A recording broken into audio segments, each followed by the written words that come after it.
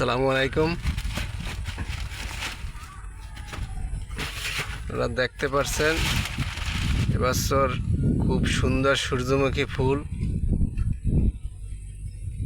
বা এবার সূর্যমুখী ফুলের খুবই ভালো একটা সাফল্য বা ভালো উৎপাদন হয়েছে এবছর ঝালকাঠি জেলায়।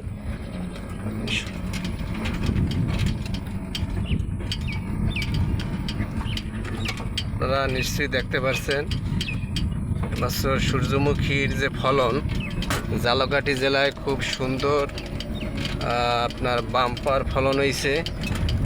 এটা খুবই আমাদের ঝালকাঠি জেলার জন্য খুবই একটি গর্বের বিষয় যে এত সুন্দর ফসল সূর্যমুখী যারা করছে। তবে সবাই রুচি সূর্যমুখী তৈলের বা এটা একটা চাষ করলে খুব ভালো সাফল্য দেখা যায়, কিন্তু আমরা তা করি না।